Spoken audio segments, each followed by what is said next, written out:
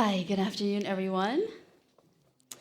It's such a beautiful day outside. My husband has been so itching to go fishing, and he hasn't been able to, so really appreciate the good weather. As you know, I preach once a month, and so it seems like if you miss that one Sunday that I'm up here preaching, you don't see me preaching for like 2 months or 3 months. And so I told you the story about how this one person said that I was a fake. Well, he didn't really believe I was one of the pastors here because he came to church, we invited him, and he just always missed that one day out of the month that I was preaching. And so he never saw me up here, and he's like, I don't believe you anymore. You guys, it's just one big joke. But so I am up here, and I'm continuing to preach through my series. Pastor Q has a series that he does, and my series is through the people from the Bible, various ones that I just pray about and feel like God puts on my heart to share with you, insights, things from their life that we can glean and that we can take to be able to encourage our own faith and our walk with the Lord. So today's person that I want to speak about is Daniel, but not just Daniel by himself. A lot of people just preach on Daniel, but I'm going to include his BFFs. So it's Daniel and his 3 friends. Let's not forget about his 3 friends. Now, Daniel, you know, he's one of the most famous Old Testament characters from the Bible, and one of the most famous stories that all kids know is Daniel and the lion's den. Who doesn't know the story of Daniel and the lion's den? Anyone who's grown up in the church, who've been through the Sunday school curriculum, you have heard about Daniel and the lion's den. The name itself, Daniel, is so incredibly popular. It is the most common name at our church. We have 2 elders named Daniel. We've got 2 guys up here on the praise team named Daniel. I actually took the time last night to look through my Facebook. I found out that I have over 25 friends named Daniel. Over 25 friends, all named Daniel, from old high school friends to church friends and my former youth group kids in Seattle. That's how many Daniels there are. It's a very common name. And for some reason, Asians really like the name Daniel. And it may have something to do with the person Daniel from the Bible, if they are Christians, why people are naming their sons Daniel. I'm not sure. But it's just a very common, very well-liked name. But that's not why I want to talk about Daniel today, not because of its popularity or anything. But from the life of Daniel and his 3 friends, we can learn a lot about faith. We can learn a lot about conviction, especially during the times of overwhelming pressure to compromise. And that's what I want to talk today about. We live in this age of compromise. And you can see compromise as a good thing. You know, when 2 sides are absolutely fighting and they're at a complete stalemate, and then you say, come on, give a little here, give a little there, and let's compromise. Let's make a happy compromise. Let's meet in the middle. I'm not talking about those kind of compromise where there's reconciliation happening and each side needs to give a little bit, but I'm talking about that this age is an age of compromise. And I want to look at Daniel because his story is so relevant to us, not just for his time then, but really relevant to us now in this century. Because Daniel found himself as a child of God living in a foreign culture. A well-known Bible professor and a commentator, he wrote lots and lots of Bible commentaries. His name is D.A. Carson. He says this: the context in which the life of Daniel is set is summed up in the question asked by the exiles in Babylon. How can we sing the song of the Lord while in a foreign land? The entire book teaches us that this world will always be a foreign land to the people of God. God's people are strangers in the world, surrounded by malignant and destructive enemies. Yet it is possible to live in a way which brings praise and honor to God, just as Daniel did. And so just as Daniel in his time as a beloved child of God, he was living in a foreign land, parallels with us too. We say that we are not of this world, but we're in the world, being children of God, and this is a foreign place for us because this is not our home. So throughout life, everyone feels this pressure pressure to compromise. And this pressure comes to both Christians and non-Christians alike. We don't corner the market on this. But as Christians, often that pressure comes in the form of pressure to disobey. So many things. I know that Christianity is not about rules and do's and don'ts, but I mean, there are basic things such as the Ten Commandments and such as right and wrong and things like that. And as Christians, the pressure comes to us in the way of decisions that we have to make, temptations that come, pressures and things to disobey what we know better, to disobey our God and the things that He has set before us. If we're serious about living an obedient Christian life, we can count on, you better believe that we can count on facing numerous situations that are going to test us, that are going to test our resolve of living this life of no compromise for the Lord. No compromise was a huge phrase back in the 80s. Keith Green, some of you who were Christians in the 80s or weren't too young back then, Keith Green was a singer, and he wrote this book called No Compromise, and it was very, very kind of life-changing for many, many people. But this phrase, no compromise, I think became famous then. And so if we're serious about living this obedient Christian life, we have to realize and count on the fact that we're going to face so many of these situations. Some will be pressured by an employer. A lot of us work. There's a lot of pressures at work, right? Some of us will feel pressure from our friends and relatives, right? Maybe our friends and relatives, whether they're Christian or not Christians, certain pressures for us to do or say or, certain things. Then there are also the internal pressures that comes from our own natural desires. You all know what I'm talking about. The struggle that we feel, the internal pressure and the temptation and the challenges that we feel that wars with our soul because of our natural desires. There are the pressures of trying to get ahead, trying to get a promotion. Everybody's getting ahead, why not me? So maybe you have to cut corners. There's the pressures of trying to get good grades at school. Sometimes you get cut corners in terms of copying, cheating, or various things, right, to get ahead. Sometimes there's pressures if you're a contractor or do that kind of thing at work to land the big contract or bring in more contracts for your company, your organization. Pressures involved with that. When we look at Daniel and his friends, we see that they felt the pressure to compromise. They felt the pressure to compromise their faith on many, many occasions. But they are an example to us of the conviction that they held so firmly, the faith that they held so strong in this age of compromise. And their story gives us hope for today. And their story gives us encouragement for tomorrow. So let's look at Daniel, if you all have your Bibles. We're going to be going through several chapters. Keep your Bibles open to chapter 1, 3, and 6. So here's what's happening. Let me kind of set the stage for you. God allowed King Nebuchadnezzar of Babylon to defeat the nation of Israel and capture the city of Jerusalem. And this happened in 605 BC. Now, the people of God, you know that they kept going into disobedience. They fell away from the Lord. They fell into idol worship. And, they were not just this perfect, straight, narrow path towards God. They were always, all over the place.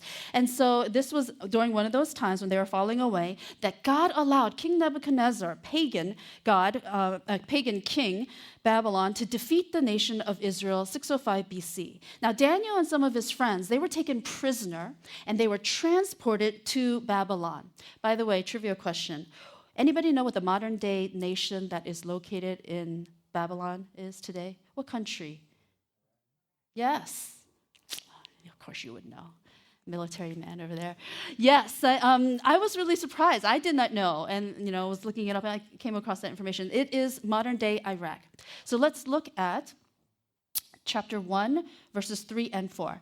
Then the king ordered Ashpenaz, chief of his court officials, to bring into the king's service some of the Israelites from the royal family and the nobility, young men without any physical defect, handsome, showing aptitude for every kind of learning, well-informed, quick to understand, and qualified to serve in the king's palace. He was to teach them the language and literature of the Babylonians. The king assigned them a daily amount of food and wine from the king's table. They were to be trained for 3 years, and after that, they were to enter the king's service. Among those who were chosen were some from Judah. There was Daniel, Hananiah, Mishael, and Azariah. The chief official gave them new names. To Daniel, the name was Belteshazzar. To Hananiah, Shadrach, and to Mishael, Meshach, and to Azariah was Abednego. Now, the Hebrew word translated young men here indicates that Daniel and his friends were probably between 13 and 19 years of age. 13 and 19 years of age. They were just young teenage boys. I read several commentaries where they said that he was 14. Some said he was 16. But generally, again, the Hebrew word indicating young men was in the age between 13 and 19. And I think a lot of times when we think about these great feats and wonderful biblical people, we think of them being just, mature and older. But these were young teenage boys here. And we have to understand that they have just seen their ungodly nation, they've seen this ungodly nation, the Babylonians, come and destroy their homeland. Think about the psychological trauma. Think about where their mind is in terms of, we see all the time about PTSD or when there's war and when there's so much bloodshed and families are ripped apart and there's just so much loss that happens. So think about this, that these young boys are in the state of having just seen this ungodly nation come and destroy their homeland, destroy Jerusalem. They've been forced to leave their country, right? They're removed from their families, and now they have to live in a foreign land. They have to live in this pagan, ungodly land, and they're to be trained to serve and work for a heathen king. This is as far as you can get from everything and anything that they've ever known. This is completely the polar opposite of what they know.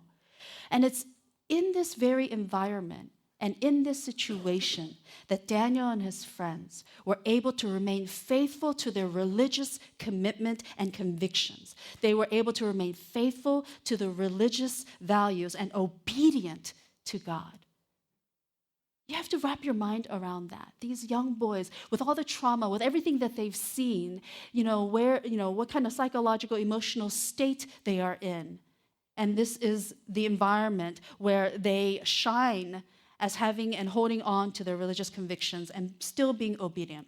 So there are 3 specific situations that I want to look at more closely. And there were 3 times that Daniel and his friends were forced to make decisions of no compromise, forced to not compromise. The first one, it was about eating the king's food. It was about food. We all know about food. We enjoy good food. So this is very important to us. There was nothing wrong with the food itself physically. It was very pleasing to the eye. It was very tasty, and I'm sure it was pretty, it was delicious, good food. In fact, it was the finest gourmet food if you're into organic and all the kind of luxurious non-GMO, and it was the best. It was the best food because it comes from the king's table. So what was the problem? Well, the Old Testament scholars believe that this was meat and wine that had either first, one, been offered to Babylonian idols, so it was tainted. It was food that had first been offered to idols. Or, secondly, that it was food that was declared unclean by God from ceremonially unclean animals, and they were prepared in ceremonially unclean ways. Now, we know how strict the Jewish dietary laws are. They're very strict about this whole clean and unclean business. So what do Daniel and his friends do? Let's see. Oh, did I read this? The king assigned them a daily amount of food and wine from the king's table. They were to be trained for 3 years, and after that, they were to enter the king's service. But Daniel, what did he do? He resolved not to defile himself with the royal food and wine, and he asked the chief official for permission not to defile himself in this way. There's a visual. It's always good to have visuals. Now, the NIV says, as I just read, because I'm preaching from the NIV uses the word he resolved. The NASB says that he made up his mind. The NLT says that he determined not to. So he resolved, he determined not to. He had made up his mind not to. Daniel refused to compromise. He took a stand very early. He didn't wait around to see what was going to happen, but instead he made up his mind early and he followed through. I think a lot of times where we fail is that when we want to resolve and to be resolved of something and we want to not compromise, it's too late. We've gone down that slippery slope. We've already put one foot in, and so we're already on our way down. And then it's hard to kind of climb back out. And so here, from the beginning, from the very get-go, he takes a stand very early. No. Just like in the picture. He doesn't wait. He doesn't taste the food first. He doesn't, research it in depth. But these are the suspicions of where this food is coming from, what kind of food it is. And he resolves to not be defiled by it. So Daniel politely asks if they could eat something different. He says politely, he doesn't demand it, he doesn't throw the food in the guard's face, but he politely asks, can we have something different to eat? And he makes a deal with the guard that brings the food to them. Let's read. But the official told Daniel, I am afraid of my lord the king, who has assigned your food and drink. Why should he see you looking worse than the other young men your age? The king would then have my head because of you. So he's afraid that he's going to get beheaded if he sees that he's not giving proper food, and Daniel and his buddies, for some reason, unlike the others who are big and strong, are not growing and being healthy. And then this is Daniel. Please test your servants for 10 days. Give us nothing but vegetables to eat and water to drink. Then compare our appearance with that of the young men who eat the royal food, and treat your servants in accordance with what you see. So the guard agreed to this and tested them for 10 days. At the end of the 10 days, they looked healthier and better nourished than any of the young men who ate the royal food. So the guard took away their choice food and the wine that they were to drink and gave them vegetables instead. How many of you guys would do that? When you are offered that filet mignon, when you are offered that choice ribeye steak, and you say, nope, I'll just take water and the vegetables. I know the whole Daniel diet and other things and keto and all these other things, but not for those kind of diet reasons, but because of your convictions, because of your beliefs, not because your blood pressure is high, not because you have high cholesterol, not because you're overweight or any of these things, but purely on the convictions of what you believe, you're going to say no to these choice meat and wine and things. Don't miss this part. He has amazing faith. Amazing faith. Look at this. I mean, we hear this story so often that we tend to overlook the fact that Daniel resolves to honor his God by not defiling himself with this food from the king's table. But he is so sure that God will honor him and his friends by making good on this deal, right? So he's making this deal with this guard saying, test us for 10 days. We'll eat the vegetables and drink the water and then test us. He had to be so sure that his God was going to come through for him and make him healthier and robust and look better than his counterparts who were enjoying the king's, plentiful and really good food. He had to be so sure of his God and put so much faith in his God.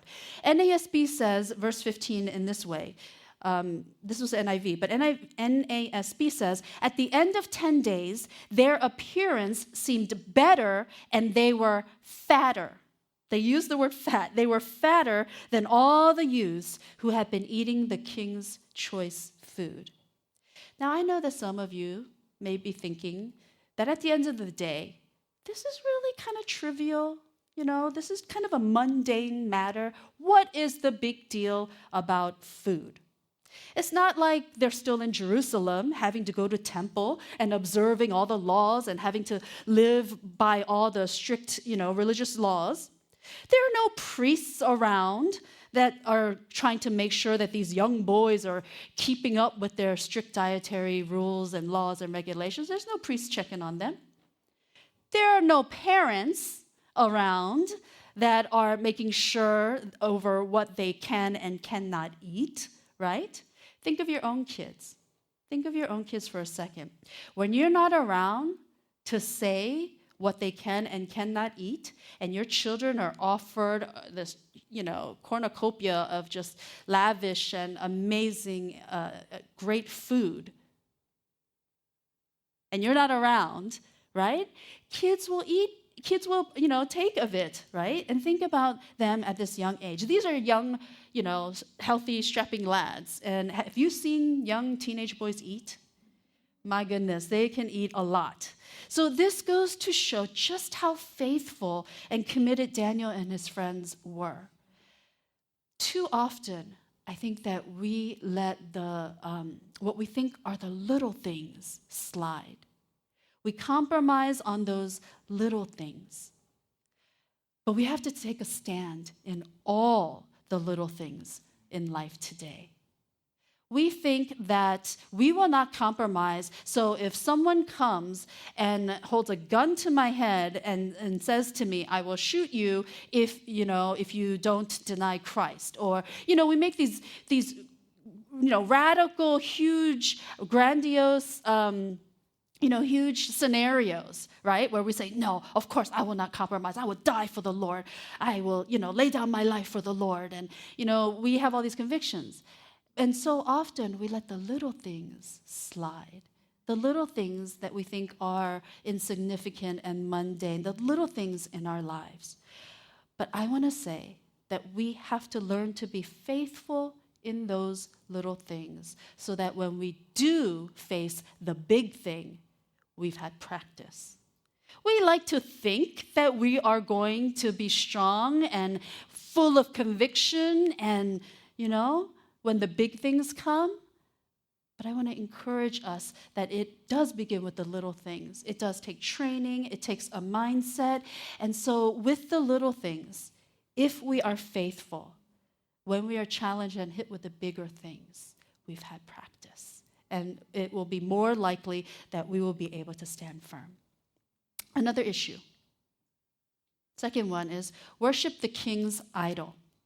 This other issue tested their convictions, and this was whether they would bow down to this golden idol, this golden image, or not. Let's look. Chapter 1. King Nebuchadnezzar made an image of gold, 60 cubits high and 6 cubits wide, and set it up on the plain of Dura in the province of Babylon. So King Nebuchadnezzar sets up this idol. It's gold.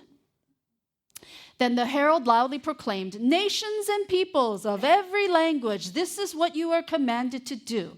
As soon as you hear the sound of the horn, flute, zither, lyre, harp, pipe, and all kinds of music, you must fall down and worship the image of gold that King Nebuchadnezzar has set up. Whoever does not fall down and worship will immediately be thrown into a blazing furnace. Another illustration. Do you see the,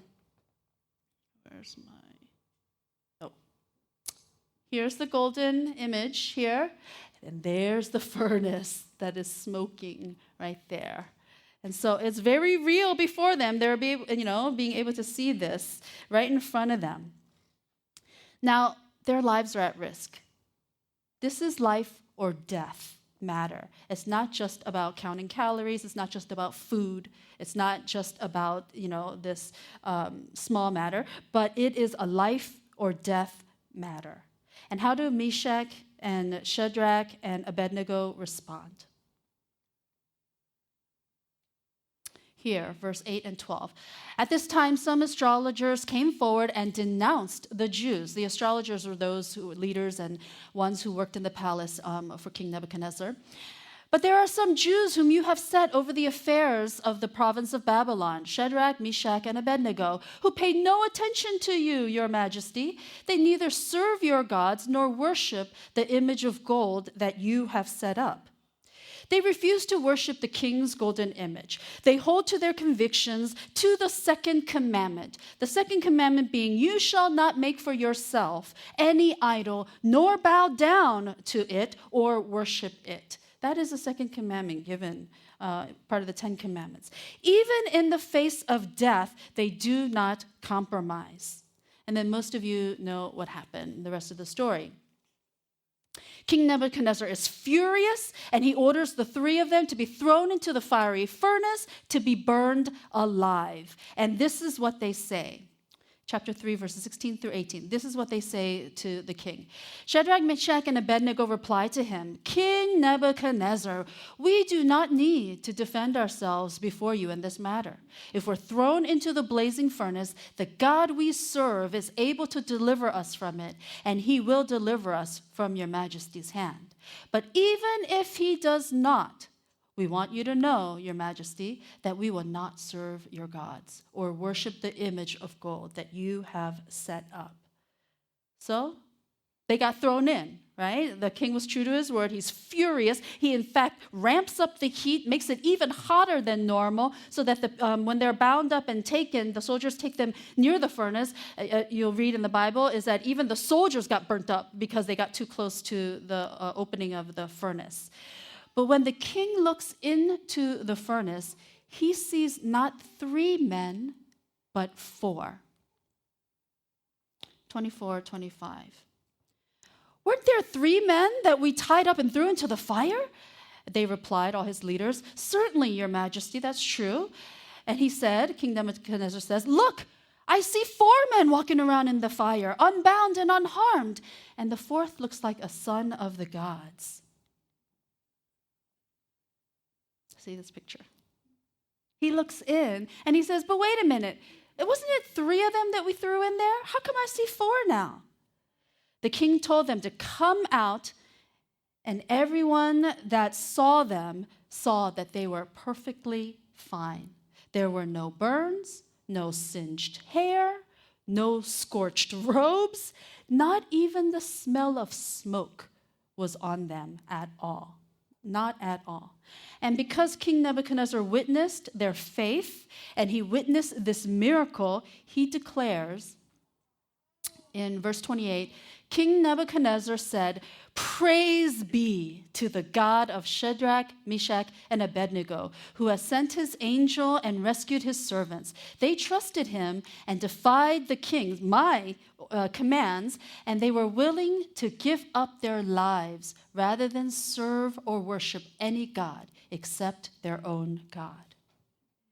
He goes, think about this, King Nebuchadnezzar goes from trying to kill them for not worshiping his golden idol to saying that anyone who speaks, I didn't do 29.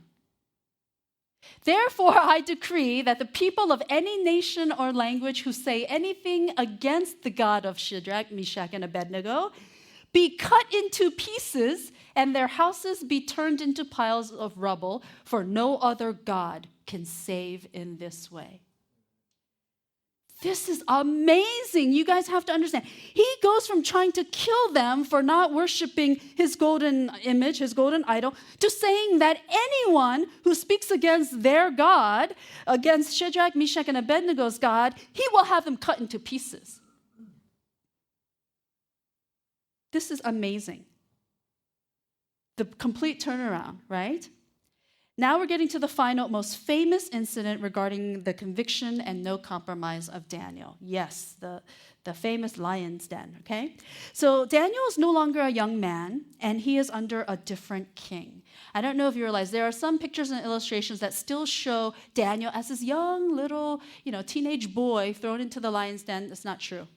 Time has passed, a lot of time. He's not young, he's older, much older, and he's under a different king. Nebuchadnezzar and the Babylonians were defeated by King Darius. King Darius of the Medes, working with the King Cyrus of Persia. So the Medes and the Persians, right? So the third issue that tested Daniel's conviction was obeying the king's law, which was to pray to the king only, to solely pray for the king only. The royal administrators, prefects, and satraps, advisors, and governors have all agreed that the king should issue an edict and enforce the decree that anyone who prays to any god or human being during the next 30 days, except to you, O King Darius, your majesty, shall be thrown into the lion's den. King Darius actually really liked Daniel. If you read the story, you find out that he really respects and honors Daniel because he sees that Daniel has special wisdom. He sees that there's something different about Daniel, actually really likes him. So much so that the other leaders and the officials in the palace and in the government, they're jealous of Daniel because King Darius keeps wanting to promote him. And so obviously there's jealousy going on. And so they're looking for ways to get rid of Daniel. Verses 4 and 5. The administrators and the satraps tried to find grounds for charges against Daniel in his conduct of government affairs, but they were unable to do so. They could find no corruption in him because he was trustworthy and neither corrupt nor negligent. Finally, these men said, "We will never find any basis for charges against this man Daniel unless it has something to do with the law of his God." Because they couldn't find anything corrupt in him, what do they go after? The one thing, his faith. The one thing that's right and good that they can go after. So they set a trap. They convinced the king to issue this decree in writing. The decree is issued in writing, which means that it cannot be taken back. It cannot be repealed by anyone, not even the king himself. He can't nullify or void it once it's written out. He can't make any exceptions. The king can't even pardon anyone, right? So they trick him into writing this decree that for 30 days, everyone must only pray to him. And King Darius, he likes Daniel and stuff, but as most kings are, egomaniac. He has a huge ego. This sounds good to him. Okay, doesn't realize it's a trap and it's going to come bite him in the end. And his good, one of his favorite servants, Daniel. But he agrees to that. What was Daniel going to do? Would he compromise at the very real threat of being eaten by lions? So let's look at verse 10 here. Now, when Daniel learned that the decree had been published, he went home to his upstairs room where the windows opened toward Jerusalem. 3 times a day, he got down on his knees and prayed, giving thanks to his God, just as he had done before. So he doesn't change a thing in his routine. He doesn't change a thing in his routine. Now, I think that we have to ask ourselves, would it have been compromising if he prayed with the windows shut? Would it have been compromising, let's say, if he prayed in a prayer closet in the dark with the, away from this open window? Would it have been compromising if he just did that for the 30 days that the decree was, active, right? After the 30 days, maybe he could go back to praying in front of the window. Would it have been compromising if he did those things? Well, that was not who Daniel was. That was not who Daniel was. That's not his style. It's not who he is. It's not who he was. The leaders and officials see him praying to his God, giving thanks to his God, and of course, they report him to King Darius. Verse 13. Then they said to the king, "Daniel, who is one of the exiles from Judah, he pays no attention to you, your majesty, or to the decree that you put in writing. He still prays 3 times a day." The king tries to find a loophole. He's desperate. He wants to find a loophole in his own law that he made, some way to save Daniel. But like I said, he cannot. So Daniel gets thrown into the lion's den overnight. And the king's last words to him before the opening of the den of the lions, before the opening of the den is shut, the king's last words that he shouts down to Daniel is, verse 16, "May your God, whom you serve continually, rescue you." That's what he says to him. Shouts down to Daniel, "May your God, whom you serve continually, may he rescue you. May he come to your rescue. All right, good night." And then it's shut, right? God sent his angel in the evening, during the night, to shut the mouths of the lions. So that when the king anxiously rushes back at the crack of dawn, he doesn't wait until later in the day, but he's up all night. The Bible says that he didn't get any sleep. He's so worried. He's so anxious about Daniel. At the crack of dawn, he runs back and he finds Daniel unharmed. Verse 23. Oh, I didn't show you the picture. Here's a photo. So King Darius shouting down to him, "May your God save you." And then he comes back. I don't know if this was before or after. Oh, probably in the morning. So in the morning, he comes back and sees that he is unharmed. The king was overjoyed, and he gave orders to lift Daniel out of the den. And when Daniel was lifted from the den, no wound was found on him because he had trusted in his God. Daniel and his friends could have easily compromised and gone along with everything in their new home, this foreign land of Babylon. After all, they were being treated great. They were being treated great. They were being treated like royalty. Yes, technically, they were prisoners. They were captives. But they were being treated, and set up and trained to be future rulers here. They were probably having a better life in Babylon than they did back home in Jerusalem. Did you think about that? But they held on to their convictions and remained firm and faithful with their commitments and their obedience to their God, even in the midst of these challenges and temptations. And because of their life of no compromise, this lifestyle of no compromise, when they survived the fiery furnace, the three friends, you had this pagan king, King Nebuchadnezzar, declaring that anyone that speaks against their God, I will have you cut into pieces. And when Daniel survives the lion's den, you have another pagan king, King Darius, writing to everyone throughout the land. This is amazing. He writes to everyone throughout the land, King Darius, I issue a decree that in every part of my kingdom, people must fear and reverence the God of Daniel. For he is the living God, and he endures forever. His kingdom will not be destroyed. His dominion will never end. He rescues and he saves. He performs signs and wonders in the heavens and on the earth. He has rescued Daniel from the power of the lions. Amen. This is amazing. You have a pagan king decreeing this and writing this and sending it out all over the land to everybody who speaks all different languages, to all the people. And my question is, how are we living? Are we compromising? We definitely are living in the age of compromise. But how are we doing? Are we living in such a way that non-Christians see us and then they can declare that our God, the God that we serve, is real, that our God is the one true and living God? Can non-Christians see by our convictions, by our faith, by our actions of no compromise, can non-Christians point to us and point to our God and say, oh, wow, that is the real God. That is the living God. That's the God that rescues and saves. That's the God that performs signs and wonders. Because that's who our God is. And so often, because of our compromising and because of our letting the little things go, because of all this, non-Christians are unable to see that in us. Non-Christians are unable to declare that because they're not seeing it in us. When we live a life of no compromise, others will be affected. And that's how we are to be a witness. That's how we are to be a witness to this world. As the praise team comes up, there's a lot of movies, a lot of movies where the scene happens where there's some sort of a battle, some sort of fight going on, and the person's losing, they're losing their strength, and they're pretty much almost dead. And then what happens? Usually someone says, you can do it, or someone says, remember who you are, and stuff.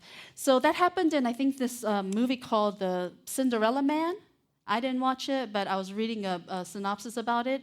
It happened in Cinderella Man. It also happened in Black Panther.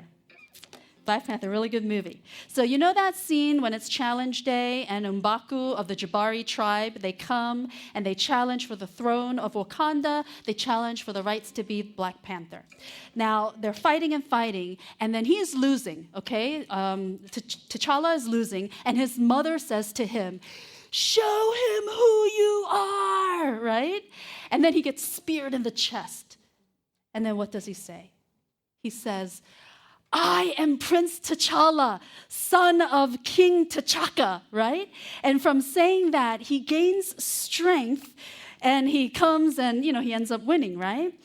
So many movies happens that way where we're down and we're out, we're weakened, we're pretty beat up. And then someone reminds us, remember who you are. Just the fact of remembering who I am and where I come from. I am a child of God. I am from the people of God. Just remembering that gives us such a surge of empowerment and energy and strength to withstand temptation, to withstand the challenges that come. When we are weak, we're forgetting who we are. We are forgetting that we are royalty. We're forgetting our heritage and who we are at all. But again, you can scene after scene in various movies plays over and over again. Remember who you are. And then they get strengthened. They, rise up and they're able to defeat and win the day. My encouragement to you in these stories of Daniel and his friends, remember who you are. Remember whose you are. And the power and the living God who stands before us and called us his children and his friends. And when we remember that, we're able to stand firm with no compromise when things come, whether it's the small things and then the big things come, that we have practiced enough, that we have the mindset of being able to live a life of no compromise. Let's all stand.